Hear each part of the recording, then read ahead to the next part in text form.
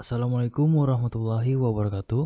Salam sejahtera bagi kita semua. Semoga kita selalu dalam keadaan sehat walafiat. Perkenalkan, saya Alam Syanur Prasetyo, mahasiswa jurusan Agribisnis Fakultas Pertanian Universitas Haloleo.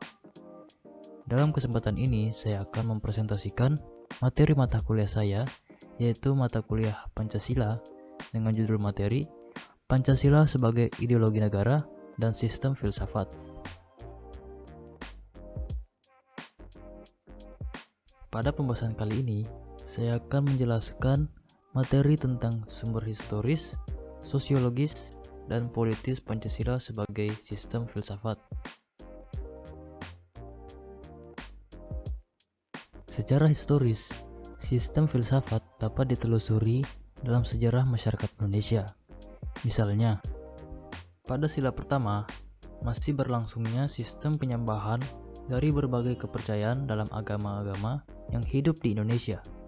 Pada sila yang kedua, kemanjuran konsepsi internasionalisme yang berwawasan kemanusiaan yang adil dan beradab menemukan ruang pembuktiannya segera setelah proklamasi kemerdekaan Indonesia. Pada sila yang ketiga, Indonesia adalah bangsa majemuk paripurna yang menakjubkan karena kemajemukan sosial, kultural, dan teritorial dapat menyatu dalam suatu komunitas politik kebangsaan Indonesia.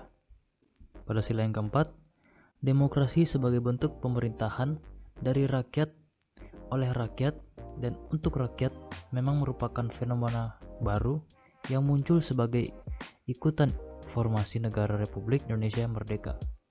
Dan yang terakhir, sila kelima, mencatat sejarah bahwa bangsa Indonesia dulunya adalah bangsa yang hidup dalam keadilan dan kemakmuran.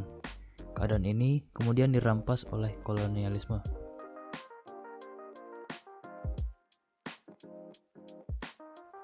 Pancasila sebagai filsafat, jika dilihat dari sumber sosiologisnya, terbagi menjadi dua kelompok, yaitu kelompok pertama, masyarakat awam, yang memahami Pancasila sebagai sistem filsafat yang sudah dikenal masyarakat Indonesia dalam bentuk pandangan hidup, way of life yang terdapat dalam agama, adat istiadat, dan budaya berbagai suku bangsa di Indonesia.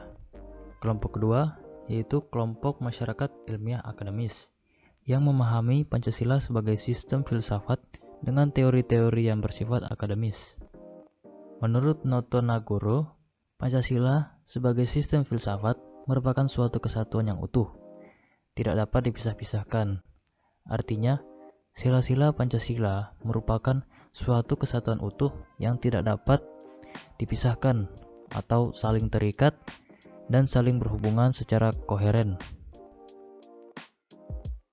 Sama seperti sumber sosiologi, sumber politis juga dapat diklasifikasikan menjadi dua kelompok. Kelompok pertama meliputi wacana politis tentang Pancasila sebagai sistem filsafat pada sidang BPU-PKI, sidang PPKI, dan kuliah umum Soekarno antara tahun 1958 dan 1959 tentang pembahasan sila-sila Pancasila secara filosofis. Kelompok kedua mencakup berbagai argumen politis tentang Pancasila sebagai sistem filsafat yang disuarakan kembali di era reformasi dalam pidato politik Habibie pada tanggal 1 Juni 2011. Wacana politis tentang Pancasila sebagai sistem filsafat mengemuka ketika Soekarno melontarkan konsep filosofis Groundslek atau dasar filsafat negara. Artinya, kedudukan Pancasila diletakkan sebagai dasar kerohanian bagi penyelenggara kehidupan bernegara di Indonesia. Di video selanjutnya, saya akan membahas mengenai dinamika dan juga tantangan Pancasila sebagai sistem filsafat. Terima kasih sudah menonton. Saya Alam Syanur Prasetyo pamit undur diri. Sampai jumpa di video selanjutnya.